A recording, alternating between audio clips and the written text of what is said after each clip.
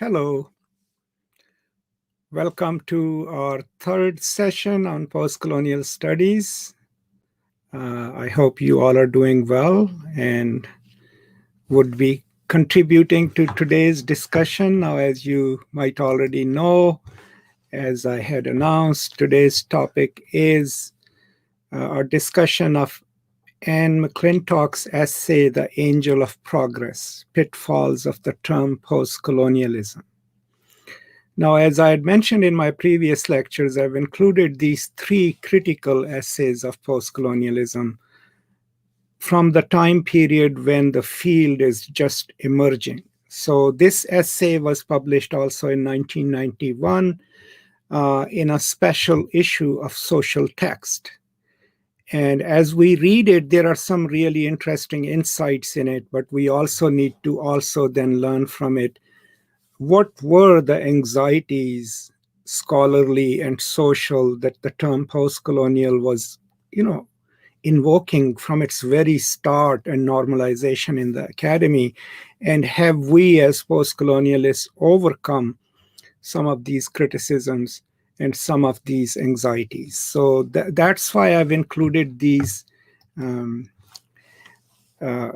critical essays, because if you want to specialize in a field, you don't just learn what it is about, you also want to know, how was it being critiqued and how is it being critiqued. So that's what we'll be talking about. Let me first welcome those of you who are here. I see 4 people are on my screen. 2 of you, thank you, Infinita, and Yearning Star. Thank you so much for joining us. Then we have Hina. Thank you. I'm fine. Hope you all are doing well too. And I'm really delighted that you all have decided to join me regularly. That way we can, we can all learn every week a little bit, learn from each other and learn from these texts. Okay, Mansoor is here as well. Thank you for joining us. And so, I'll start the conversation and then see what kind of questions you have.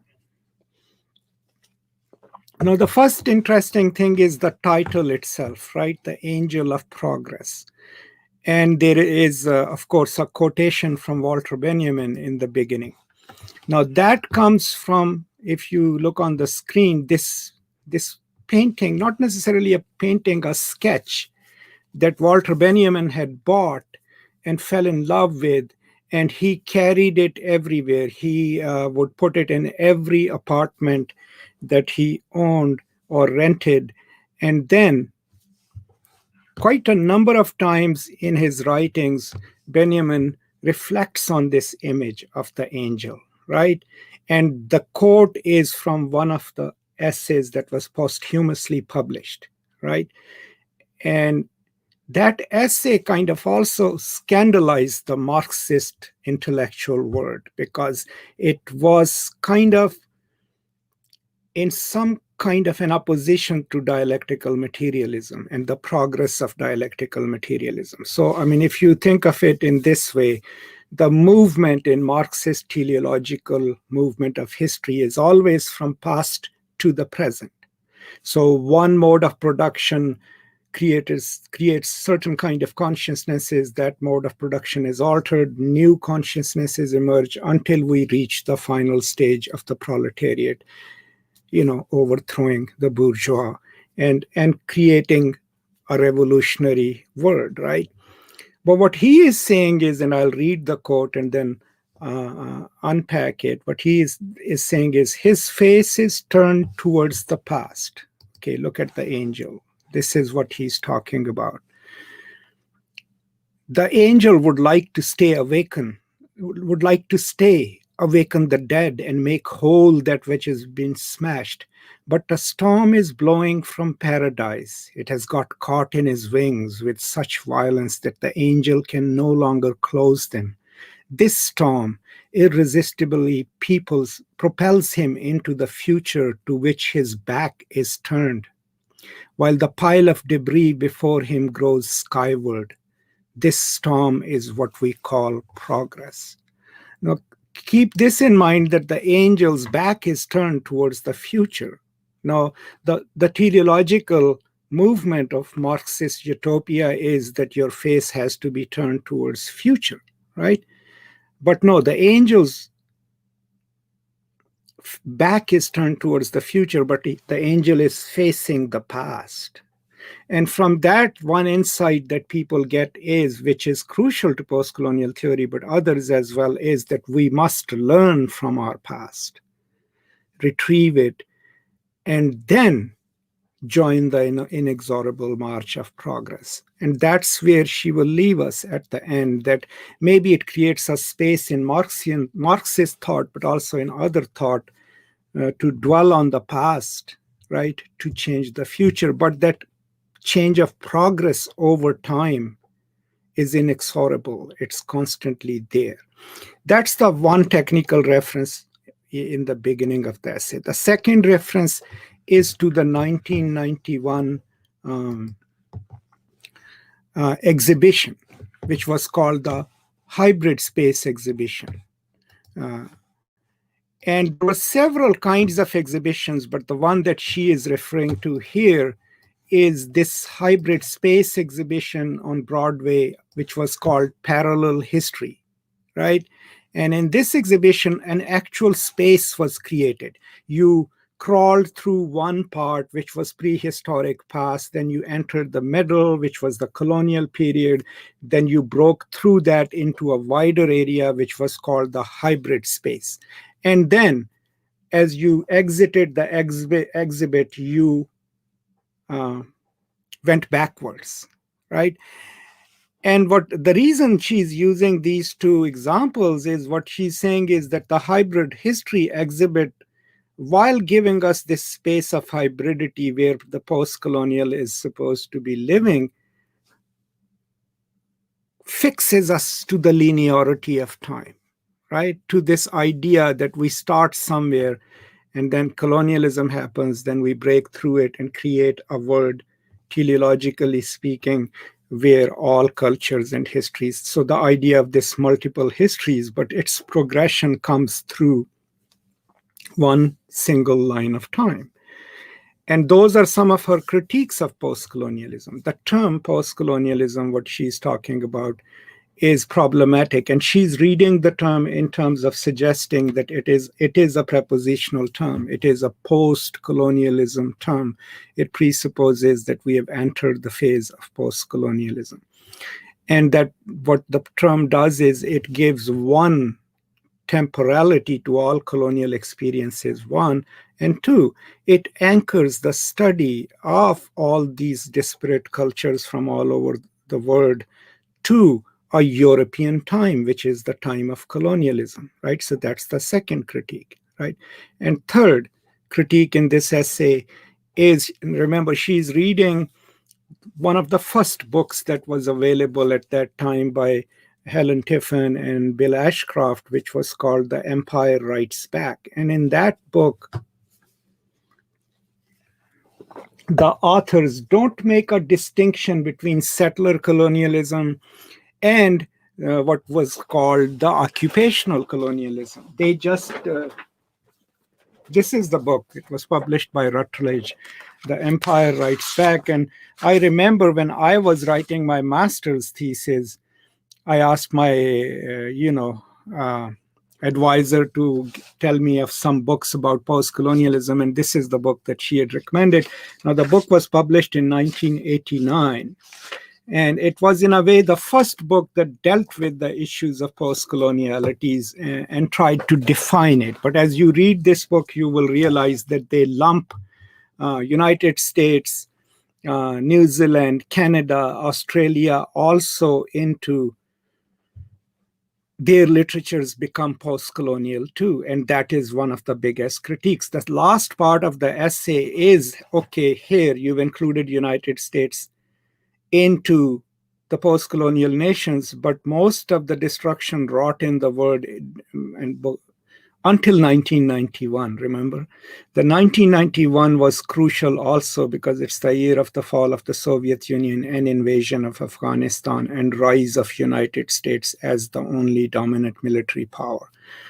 So then most of the second part of the essay is a critique of the word that was created post-war, right?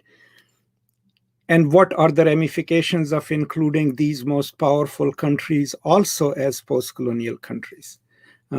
So that is the progression of the essay, the connecting of, even though these are disparate histories, to one centralized European time, then also already defies the very claims of post-colonial studies, which want to retrieve multiple histories, right? And then she also talks about how post-coloniality, if we imagine it as one monolithic thing at one monolithic experience, it takes away the particularities of different kinds of colonialism that did happen, and then the internal colonialisms that are still in progress, the occupation of West Bank and Gaza still, but also at that time, the occupation of East Timor, right? The occupation of Tibet by China. All of these colonialisms were still operative. The South African intervention into Mozambique, the Rhodesian or Zimbabwean intervention in there, all of these occupations, post-colonialism cannot really account for it if we read the post as colonialism is over, right? That's her point. Then another big issue is the issue of gender, right? She also reads this post-war order, the order of progress through development, which America installs and initiates, as a men's world. And post-colonial theory, in a way, is also privileging male experiences and not accounting for what happens to women, even when colonialism ends, how pretty much most of the post-colonial nation states become patriarchal, right? And the men of those nations become part of the international power structures, right? So the masculinity of the experience, the linearity of time and its connection to European single time, and not accounting for the varied and different kinds of colonial experiences that every country, every post-colonial nation had, but also the actually existing colonialisms. These are some of the criticisms of post-colonial theory that she is mobilizing. And then what is the danger of believing in this teleological movement of progress? If post-colonialism is a progress of theory, at what cost, right? What is being forgotten and what is not being taken into account? These are some of her critiques in 1991. The question for us now is, has post-colonialism as a field complicated this picture? Has it been broadened, right, in any way? I would say yes. I mean, we have come a long way from that, right?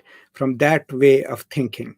But do keep in mind that people who are opposed to post-colonial studies, maybe for not such deep philosophical reasons, but simply just because they don't like people like me in the academy constantly, because we are also sadly placed in the English departments, right? So English departments tend to be deeply conservative about the canon. And here are we coming along and basically suggesting that we shouldn't even be an English department. We should be a department of literature in English, and challenging the very assumptions of modernism and Shakespeare and all that. So this is something that people like that often mobilize to beat us over our head, that, oh, this is what you do, and we have to point to them that, hey, guys, this is 1991. The field hasn't even emerged yet.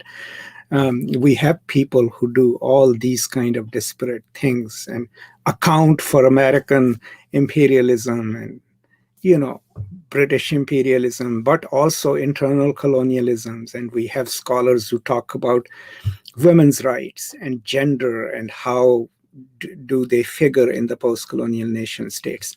So, but as an early debate, this was a very instructive debate as the field of postcolonial studies was emerging in the American Academy. And when we read Ella Shoat, then we would have read three critical articles. We read, of course, Arif Dirlik,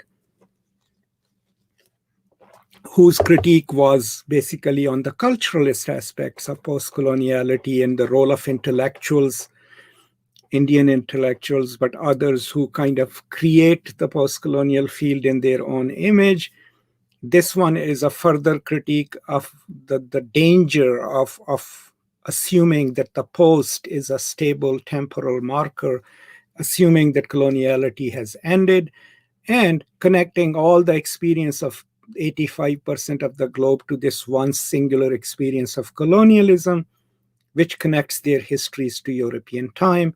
And thus, postcolonialism defeats its own purpose because it is, despite the fact that it is saying we are going to go and experience multiple histories, it connects all those histories to one single European time.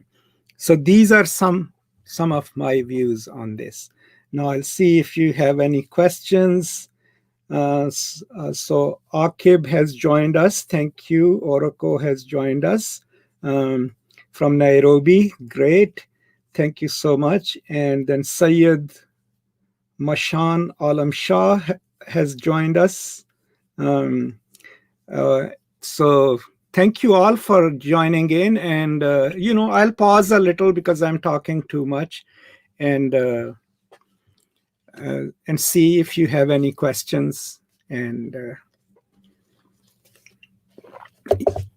also keep in mind that this will, of course, be available under the playlist, course on postcolonialism as an edited version. And so that way, every week, whatever we cover in terms of what I talk about and your questions and answers, you can always refer back to them in a chronological sequence. That is my hope. So let's see if you have any questions, and I'll look at the document once again and maybe see.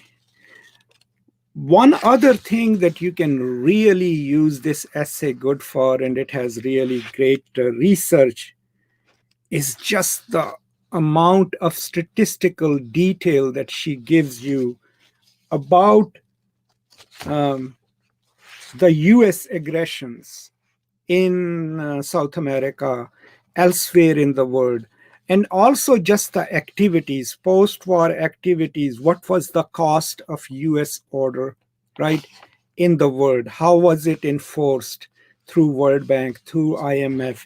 There is a great a few passages about the debt trap of African nations as well as the Asian nations. And as we progress forward, as we add more materials, since part of my own specialization is neoliberalism and globalization, we'll bring in a couple of theorists from that also who talk about these post-colonial issues. But while you're coming up with your questions, I would like to talk about what she talks about, the order, the economic order that America launches. Right now, it was in competition with another order, which was the Soviet Union system, but both were in one way or the other economic systems, right? By 1991, Soviet Union is defeated and capitalism in a way is triumphant. And she refers to the Francis Fukuyama book, which was a huge book when it came out, because it was called End of History. According to Fukuyama, history had ended and its end was capitalism and liberal democracy. And now we have seen that even Fukuyama agreed that was kind of true triumphant at that time. And his tone was true triumphal. But that was the moment when this is being written. This is like the most significant moment in the world history. Suddenly, after the invasion of Iraq, right? What she's calling the second Gulf War, we call it the first Gulf War, right? Is when one order has emerged as the dominant order, and that is the capitalistic system. And when it emerges, what kind of a world is created? Like the World Bank initiatives that she talks about, all these developmental initiatives which are poisonous and destructive to the environment, right? Now, in hindsight, we know that they were destructive, right? But at that time, progress was being offered, and progress in that sense, as Walter Benjamin sees, is that it unleashes its own destructions, and maybe it is inevitable, right? Now, in hindsight, we realize that no, development can be done in a different way. But think of it this way: the developing nations, which we call the post-colonial nations, they are still caught in this debt trap, which they went in 1970. And if you look at the budget of every nation, other than the dominant 7 or 8 nations, the first line on their budget is always debt servicing. This is the interest that they need to pay to IMF. That's the kind of world in which we live in, that majority of the populations of the world are working, paying their taxes so their governments can pay a huge sum every year to IMF in interest, not in principal payment. And so where does that money go? To the most developed part of the world, which doesn't even need it. So this clientele, this comprador status is not an accident. It's maintained through policies, right?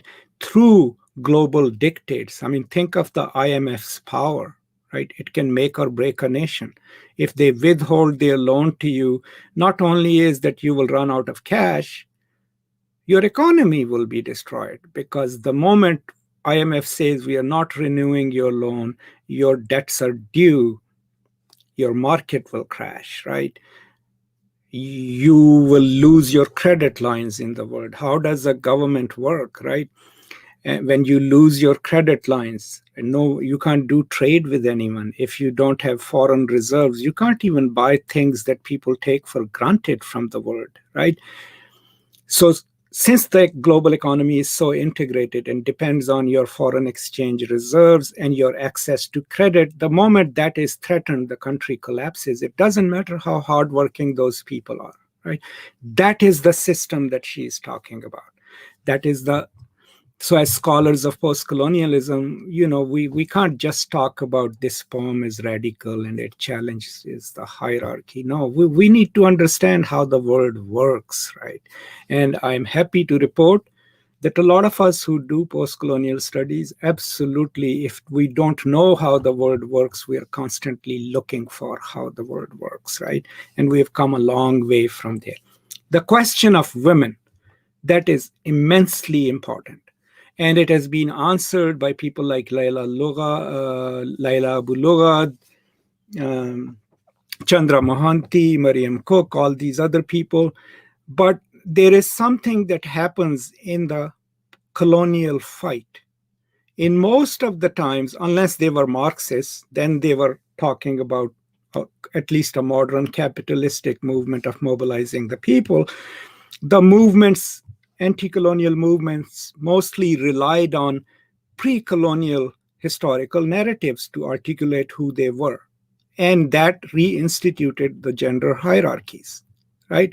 And when the nation becomes independent, those gender hierarchies that were mobilized to retrieve a past culture then become the defining instances of it. So think of countries like Algeria, countries like Pakistan, right? Algerians, of course, fought hard and lost millions of people, right? Women were active participants in that fight. But after the independence, figure of the woman became this sacred woman who must wear hijab and all that. So women are then reinscribed into the private sphere. In Pakistan, we are constantly trying to do that.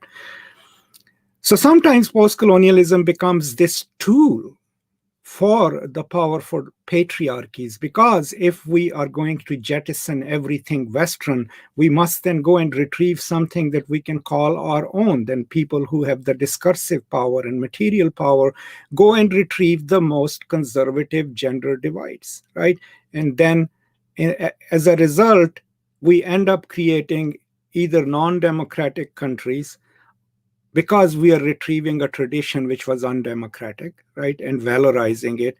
And the writ of reactionary power is always written on the bodies of women, right?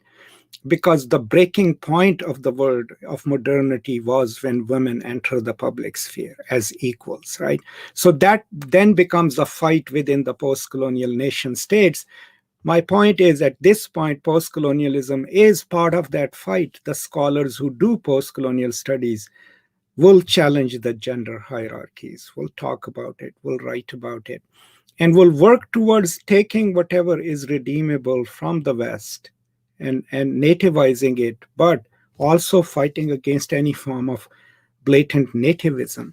So these are some of the things that the field itself has already, emerged in the field and are established in the field. So I would love to hear your views about that, because I'm running out of breath here. So I'll pause. Only 9 people have joined us today, but that's good.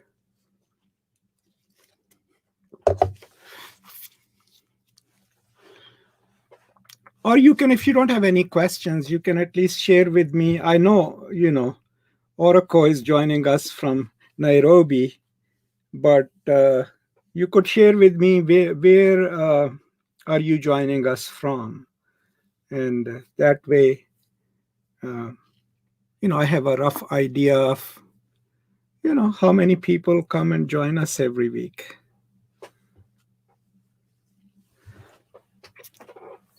Okay, so while you come up with your questions, I also would like to point out that on the channel, we are now developing, of course, like different series, but the Edward Said, we are reading Orientalism, and we are reading Paulo Freire's Pedagogy of the Oppressed. So whenever you have some time, do watch some of those videos and let me know if you have any questions, and I'll be happy to answer them. But quite a lot is happening, and any of your suggestions or anything that you have to say, of course, will be welcome. All right. I am going to turn this fan on. I hope you don't mind the noise. I'm in my office, and on the weekend, I think they turn the air conditioning off, so it becomes kind of stuffy in here. All right, so Hina, good. Okay, thank you and welcome. Yeah, and Hina, if you have any questions about this, now please keep in mind that this is set up as a course, so I do hope that people will read the texts that we discuss. And if you still are not sure where to find the text, the link to the course on my website is always there. And if you go there, the links to these texts where you can download them from are provided on that page. Sadly, because some of these articles are from controlled journals, I try not to put them in YouTube.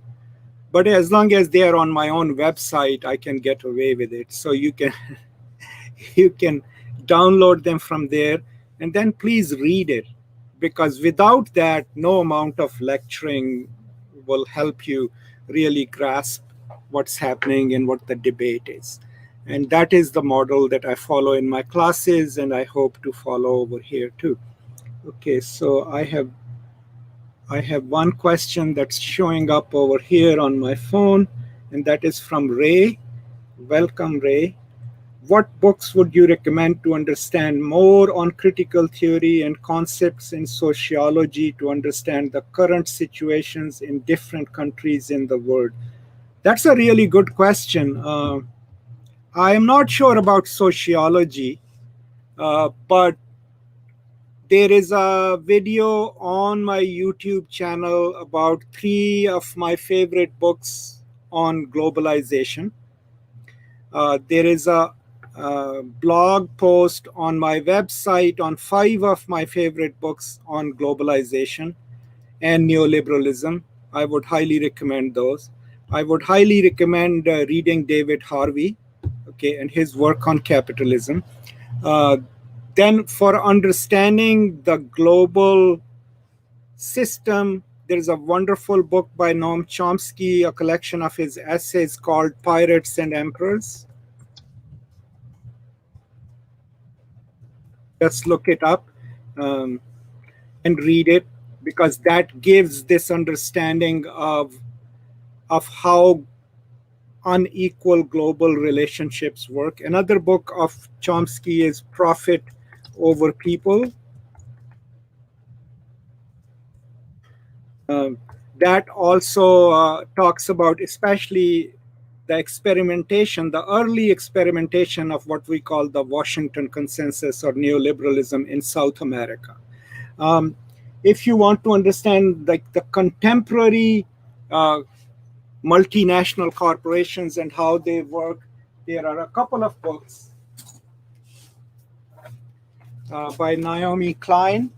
This was one of the groundbreaking books, No Logo. This is a study of, and it is written for a popular audience, of how global corporations work. This is her new book, No Is Not Enough. I haven't yet read it, but it's getting a lot of attention. She has another book called The Shock Doctrine. So you read the classical sources, you read your Adam Smith, Wealth of Nations, you read your Marx, right? So that you understand these two different ways of looking at economy and political economy. And then just the contemporary research on that. You can read it from the right, Milton Friedman and others, and you can read it from the left, even if you just do a search on Google, 10 most important books on neoliberalism, these people will come up. But what I'll do is I'll probably maybe either record another video with my recommendations, or at least post a blog on my website with my recommendations.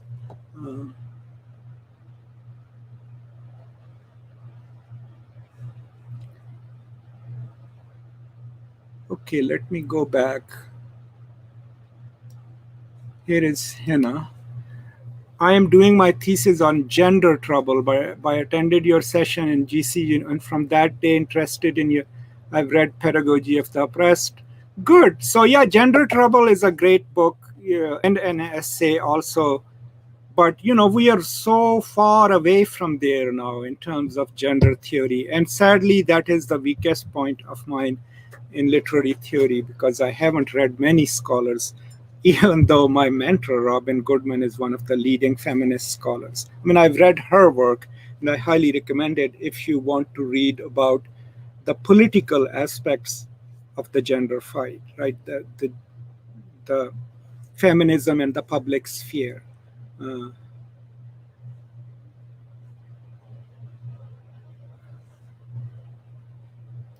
So here in Pakistan, there has been a tendency to lump all the Anglophone writing together and then use postcolonialism as a, I mean, there is those kind of reductions happen everywhere. One thing you cannot do in postcolonial studies is to create monolithic ways of looking at things. Even when you are writing a very precise essay or something, you have to be very specific. That is what I teach my students. Don't make huge generalized claims. Another thing that is happening in Pakistan is that somehow there's a lot of emphasis on decolonial thought, which comes from, of course, from Walter Minvolo's work. But what people don't realize is that when Minvolo is imagining a non-Western system of reason, right, and living, he can go to a South American idyllic way of living with nature. But the danger in that retrieval is that depending on where you are, what will you go and retrieve? In Pakistan, it ends up being a religious retrieval, which is all good, but no one single retrieval of history or religion can save the world and can create justice in the world, right? That's why, even though like hybridity is a difficult topic for me to still understand, a hybrid system of thought. So how do we challenge the West? You know, yeah, we work in their academies. Does that mean we are incorporated? Yes, probably, because we have to follow the rules. But we challenge the Western episteme by constantly adding new knowledges to it, right? By using the vocabularies of the West, but infusing it with other ways of looking at things. I always find that to be a better approach. I don't even know what postcolonialism means in Pakistan because it can be sometimes the most, uh, you know, unenlightened nativist way of looking at things. Some of them that I have encountered. There are writers who themselves have clearly distanced themselves from this label, discarding it as not such a useful term to refer to the concern. Yeah, I mean, like the Bharti Mukherjee famously said, "I'm not a post-colonial author." There are some Pakistani authors who think so. The thing is, I don't care what the authors say. If I'm a scholar of post-colonial studies and I pick up your work and say this is a post-colonial work and I'm going to read it, that's my prerogative. No one really cares what the author says. Um, why should it even matter if the author wanted the work to be what he or she wants it to be, right? They should have kept it to themselves. The moment you throw it out in the public sphere, right, it's our work, right? We make it what we want to make it for as long as we do justice to the text. So I absolutely disagree with that assumption that so and so says I'm not a Pakistani author. That was an argument that was offered to me when someone stupid from Pakistan, and I apologize for that, misused one of my writings in a newspaper. And when I emailed this person, he told me, well, Mohsen Hamid doesn't even consider himself a Pakistani. Fine, right? He doesn't consider himself a Pakistani author, but when he was asked to contribute an essay, a short story to the Granta's issue of Pakistani writing in English, why did he do that? If he doesn't consider himself a because he got a chance at publishing in Granta, right? So these are some of the arguments that people make. I really don't care personally as a scholar what the author says. I would never even care if they said, no, this is not what I meant. Because as a scholar, it's my job is to read the text from a situated position with a fair degree of honesty, right? And deference to the truth, but with no concern about what the author claims or not claims about the work. That is not my job and shouldn't be your job as an author, as a critic. Uh, okay, there. Then going back to okay, Ray. Yeah, so thank you so much, Ray. And if you keep joining us, then we'll keep learning from each other. Um, Okay, Hina. Well, depending on what your interest is, if you go to my website and go to postcolonial resources, right at the bottom of it is a whole list of books that my PhD students read.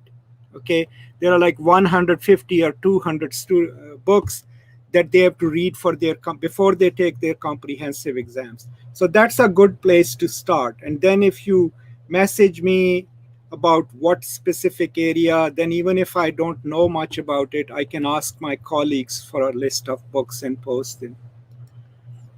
What would you say about neocolonialism and gender? How is this field of study? Well, I mean, yes, absolutely.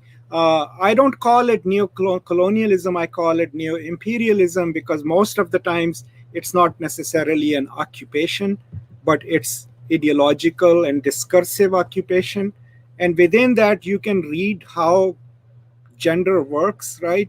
How women's rights work, how sexuality works.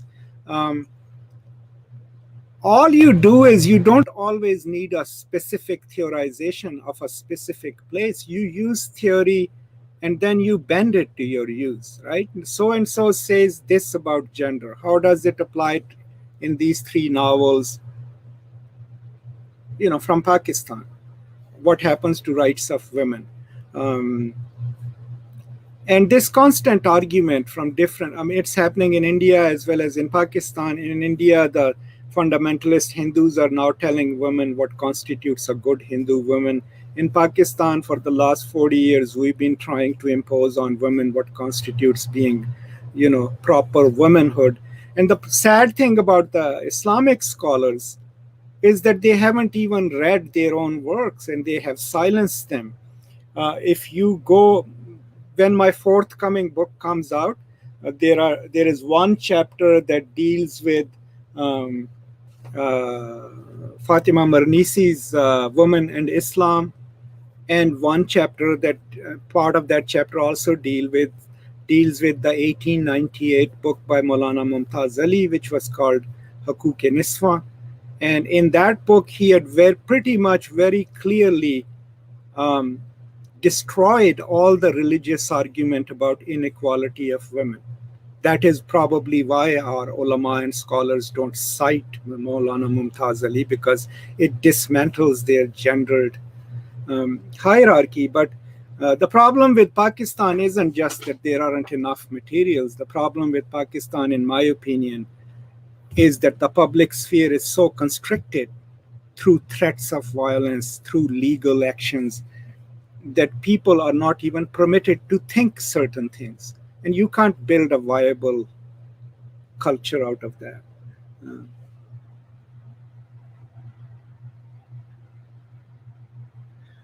This is like, how do you make sure that you produce a complicated reading? I don't know. I don't know what a complicated reading is. A good reading of any text takes into account, of course, as best as possible, what the text is saying. And then you have to be fair as a scholar. You have to be aware of your own politics, right? But you have to state them outrightly. This is where I come from to this text. And a good reading would be fair in a sense that it doesn't, if it is challenging stereotypes, it doesn't mobilize a stereotype. And fair to the author, to the text, but also very open about where are you coming from and why. Always, explain your theory. Why are you using Baba? Why are you using Spivak? What does she do for you in understanding this text? Why not someone else?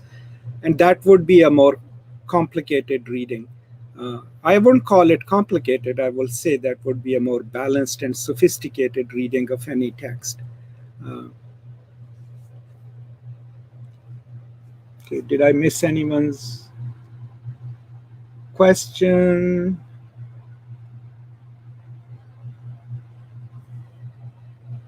Okay, good questions. Why do we need post-colonial studies? I don't care if you don't need it. I do it, I use it because it's my area of specialization. I got a PhD in it, right? What does it enable me to do? It enables me to, first of all, learn so many different strains of knowledge. How do you become a post-colonialist? You don't just read 10 books and take an exam. No, you go and read your Marx, right? Because you have to know what Marx said about capital. You read the entire history of critical theory, all the major theorists, because how will you know you are saying something new? How do you get to the edge of theory unless you have read it all? You go and read almost all the books that are produced in your field, right? So for me, why do I need it? Because that's my area of specialization. If you're not specializing in it, I think you can live a wonderful life without it.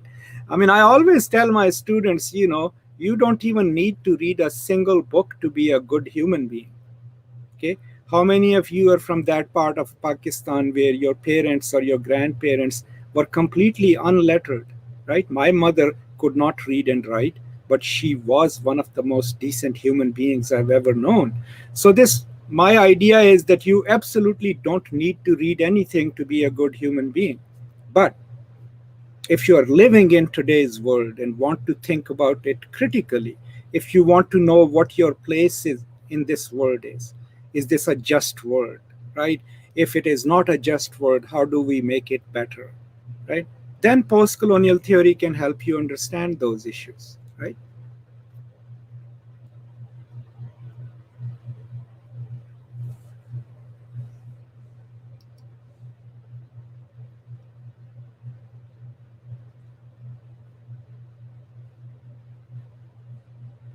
Okay, so yes, I understand that there is a lot of pressure on men uh, to maintain their masculinity, uh,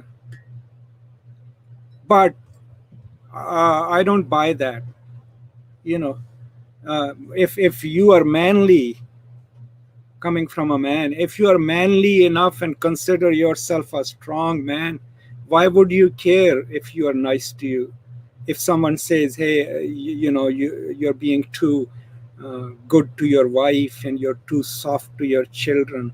I mean, isn't being a strong man means that you can take any criticism? But that pressure of masculinity isn't just pertinent to Pakistan, it happens over here too. Like, same men, when they are amongst the company of their male peers, they behave differently because they try to maintain this aura of masculinity. And then when they are amongst women or amongst someone else, they are soft, they are nice, they are good.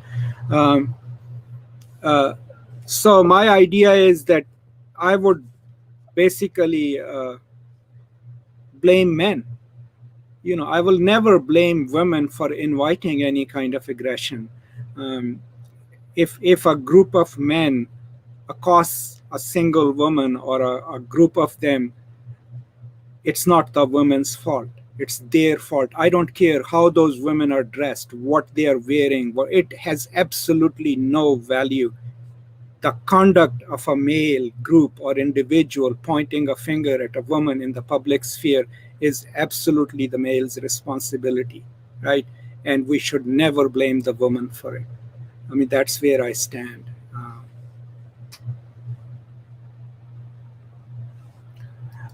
That's a good point, but I don't know how to explain how to do post-colonial criticism. There is no single way of doing it. If you watch some of my videos, read some of my articles, read someone else who's a post-colonialist, that is the way of doing it. I mean, if I tried to explain it, I have 7 post-colonial authors sitting over here. Edward Said's method is completely different. Gayatri Spivak is a deconstructionist. Homi Baba, I don't even know what he does. Um, Fanon, right?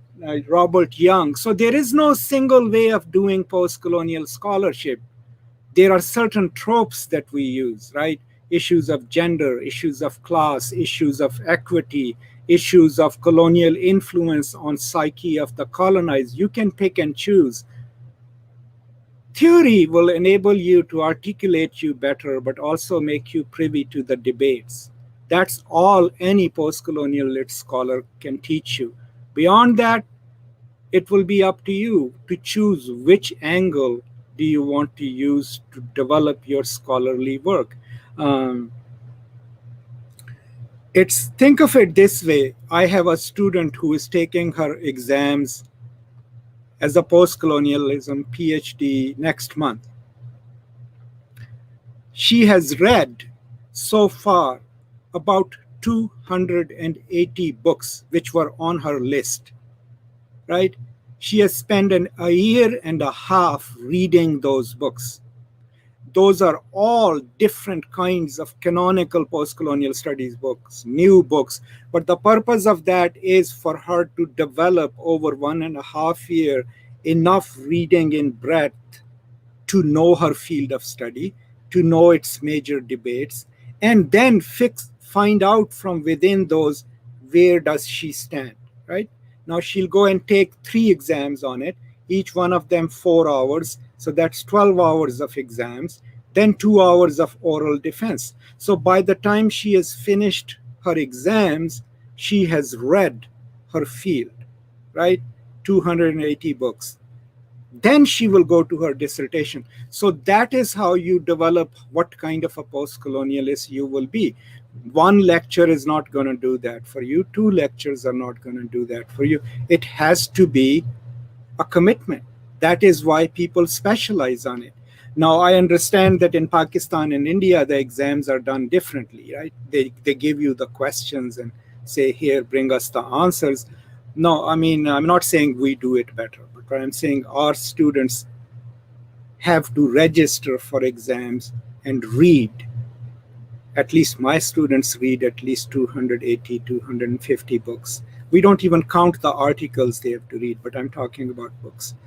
So that's when you develop what you're going to be as a scholar, as a post-colonialist. And then over time, as you read more, new books come out, then you keep fine-tuning, what you want to do, what you want to develop. And by the way, there is a recorded session available on post-colonialism, about 1 hour and 10 minutes on my on the channel, and you can always watch it because that's about the field itself, right? Okay, Avi, I enjoyed dropping in on this. Thank you for sharing it. I'm a PhD student in language and literacies for great social transformation with an interest. Do you make distinction between? That's a really good question. So personally, I don't, because I think a lot of what Walter Manvolo is suggesting, post-colonialists are already doing. All of these people go, and Walter Manvolo, I love his work. He actually came and taught a class for me when he visited our campus and met my undergraduate students. He's a wonderful scholar. I've used his work. But my point is that what he's suggesting as decolonialism or decolonial thinking presupposes that post-colonial scholars are so deeply incorporated within the logic of the vocabularies of metropolitan cultures that they cannot think beyond that. But there is not even a single one of the major post-colonialism scholars who has not, in one way or the other, incorporated knowledges from their native colonized countries or have tried to challenge the knowledge of the Metropolitan Academy. Now, decoloniality as a project of replacing Western reason with other forms of reason is an amazing concept. But it has its pitfalls. And what are those pitfalls? In order to replace Western reason, right, with this intent that this is too contaminated, too instrumental, too connected to the interests of the empire, where will you go? You will go into your native cosmologies, right? Now, for Manvolo, it's really convenient because he can go into an environmental and pacifist cosmology, the concept of the Panchamama and others, right? But think of India. There is a whole field emerging which is called Dharma studies, right? So what is that cosmology? Totally in opposition to Western reason. But when you get into it, what comes out? Yeah, maybe Hindu pacifism, right? But what else does it throw back at us? The hardening of the caste boundaries, right? The emergence of this idea that caste is immutable and we should take pride in it. What was the project of dismantling the caste? Part of it was started because of the intrusion of Western reason, right? Then the local scholars, B.R. Ambedkar, others, and the Buddhists, they came against it, right? No, but when you go into Dharma studies, it enables a different mode of thinking, absolutely. Or maybe a different mode of thinking the world, fine, but that still is within the confines of a system which has its own inherent problems. And they have started manifesting themselves in Indian politics, right? How would women behave in it? You go to any Islamic country, Muslim country where Islamists are vocal and in power, right? What have they done?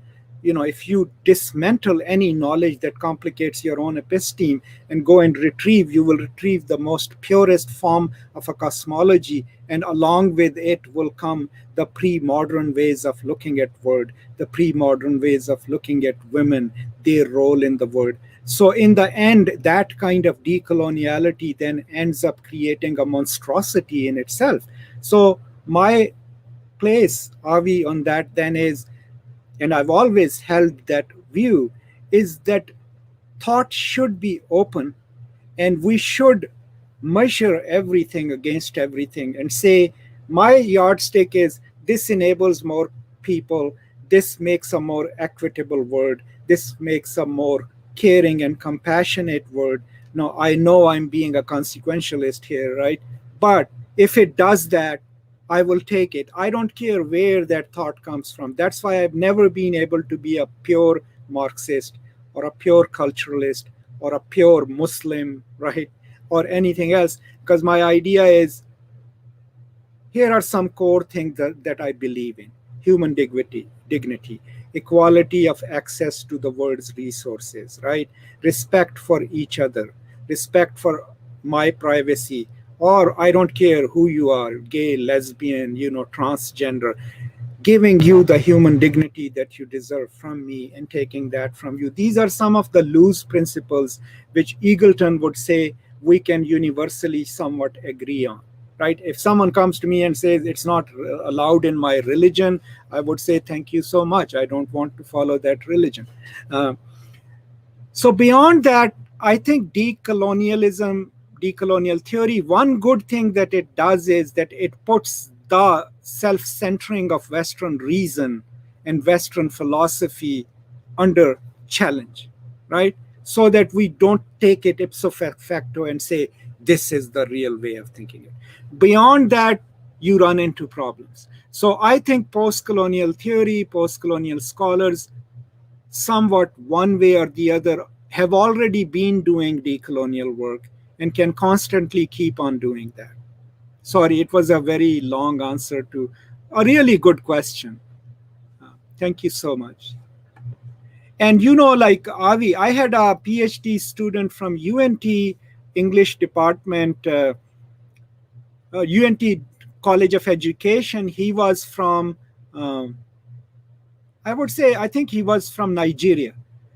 And he was working on his PhD. And he actually took an independent study with me because he wanted to see, he wanted to learn some post-colonial theory because he was working on curriculum development and the imperial nature of it in Nigeria, where not the Europeans, but the dominant ethnic group centers their history as a history of the nation. And we had some wonderful conversations.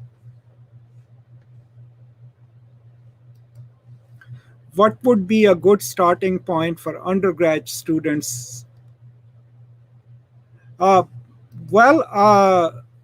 These conversations that we are having is a good starting point. But there is a good book by Ania Lumba,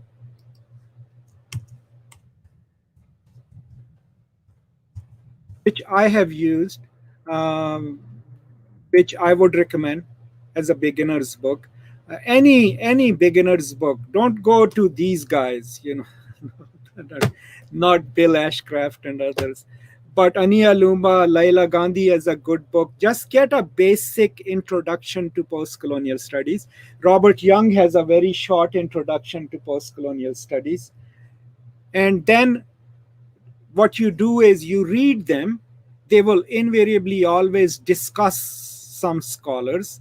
There'll be a mention of Said, there'll be a mention of Césaire, there'll be a mention of the Negritude movement, there'll be a mention of Gayatri Spivak, Baba, Marxism. Then you go and read those, right? This is what I call a regressive mode of reading. You pick up an introductory book. The introductory book mentions certain people. You go and read them.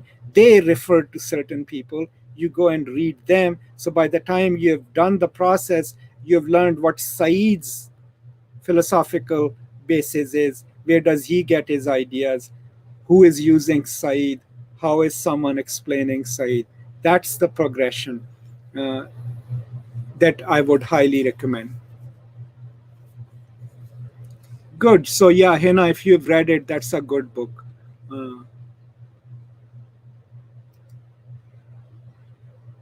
Okay, yeah, Anum, thank you for joining us. I was just telling them about one of my hypothetical PhD students who's taking her exams next month and who has read about 280 books. And I was trying to explain what does it take to, become a scholar in a field of study. So thank you for joining us. So which contemporary critics would you say have picked up the strain of thought given by people like, well, every single one. I mean, Spivak most of her post 1990s work has constantly connected her work to the issues of pedagogy, and Spivak actually, to get her activist credentials and sincerely, for so many years, actually went to India, to Bengal, and taught at an elementary school every summer, right? Saeed, of course, was already committed to the Palestinian cause, right? And constantly worked for first for PLO and then for the Palestinian people. Um, those of us who do Marxist scholarship already talk about power and how it works. I don't consider myself a major scholar of postcolonial studies, but if you look at my work, I'm already uh, challenging my own assumptions about postcoloniality. So I wouldn't say a single scholar, but pretty much the field itself has incorporated this idea that when we use the term postcolonial, we never really mean that colonialism has ended. Robert Young and his major book on it would be a great example of it. He is one of the major scholars who obviously defines the field and also incorporates Marx in it. Uh, so these are some of the people. But 40 years after these articles came in, uh, it is a completely different field of study. It has incorporated feminism, it has incorporated critiques of globalization, it has uh,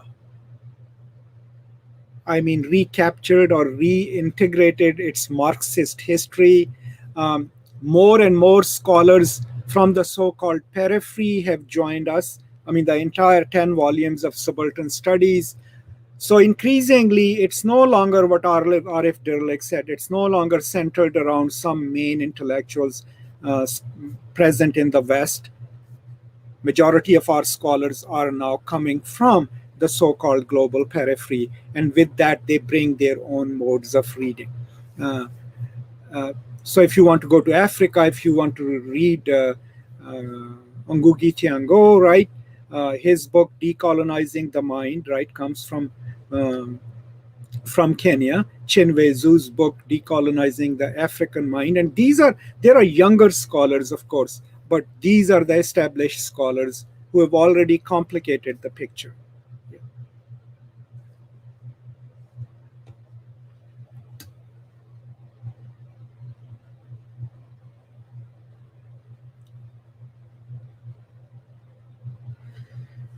And if you also like,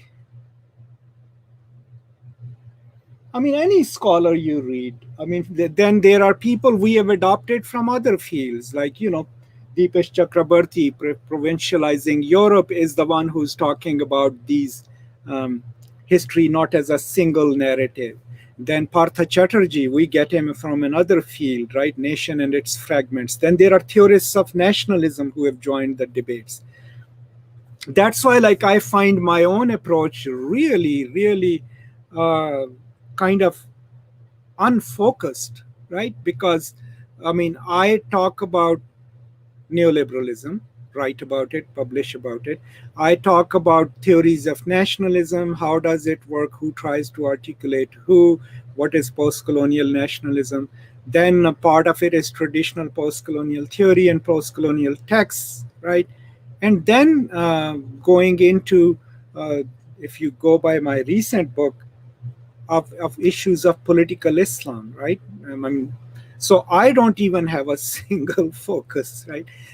But my next forthcoming book, which I'm hoping it is going to be an open access book, is questioning the field of English studies, right? And how to train our students to read Islam inflected texts more carefully and differently. So it depends on what your politics is and where you want to go with it as a scholar. All right. So, I mean, while you're coming up with more questions, to sum up her argument is that she's reading the post in postcolonialism as a temporal marker, right? And what she's saying is, what is the cost of assuming that colonialism is over? And she gives us a whole list of things being done post-colonially within the nations, the acts of occupation and silencing, but also the order, the order of progress developed by America, American aggression in South America and elsewhere in Africa, in the world, and the use of the military industrial system, right? And that if you just imagine, if you include America as a post-colonial nation, then what you are taking out of it is, here is a post-colonial nation which is now also kind of the most aggressive nation on the planet. And that is a critique of empire rights back. We already know that no contemporary or other post-colonialist would ever include the settled colonists as post-colonial, not because they can't claim the title, but because power. We read power. We have read our Foucault, right? And we realize not just the colonial experience, but where can we plot these nations in the current hierarchy of power will also decide whether we include them in post-colonial studies or not. But overall, the field still is not monolithic, right? Depending on where you get your degree, who you study with, will decide what post-colonialism is to you, other than a few tropes that Robert Young talks about that are part of the issue.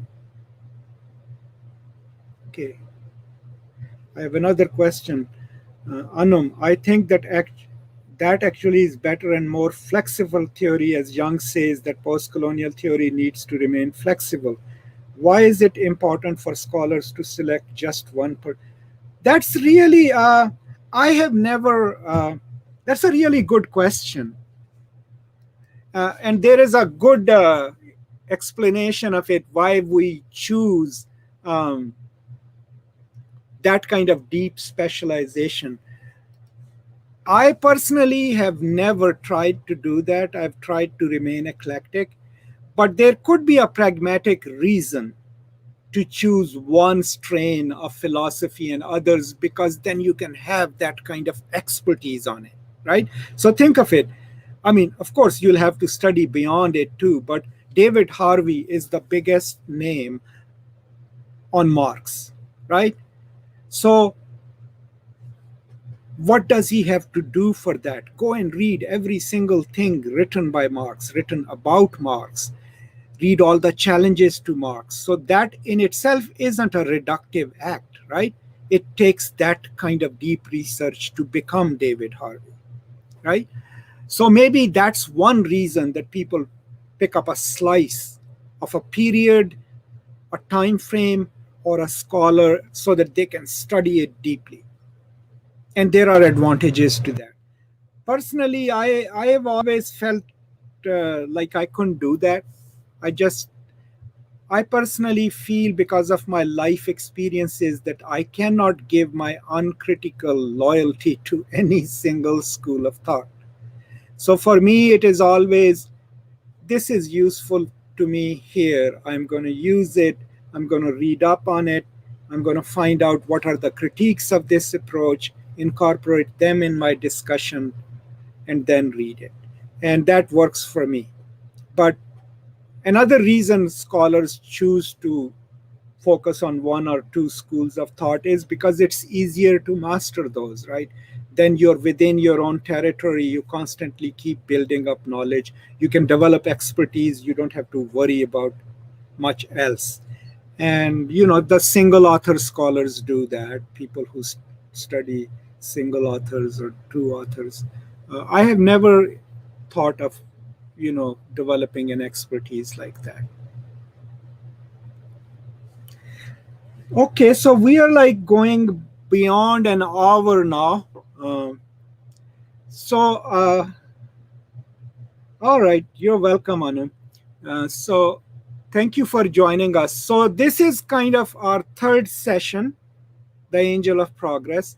I'm pretty sure I have not done justice to it, but my hope is that you will read these essays and have your own opinions about them.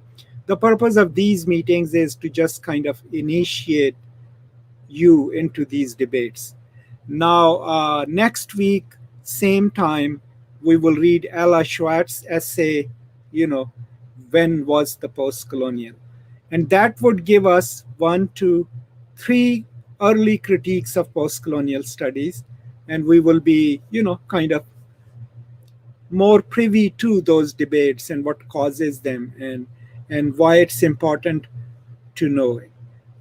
And it is always my time, right? My time right now in Texas is 11:10 a.m. So when we start at 10 over here, it's 8 o'clock in the evening. In Pakistan, I think it's 6:30. In India, in the evening. And I don't know what times in the other countries are. I don't know what time is it in Nairobi, Oroko. It's probably late.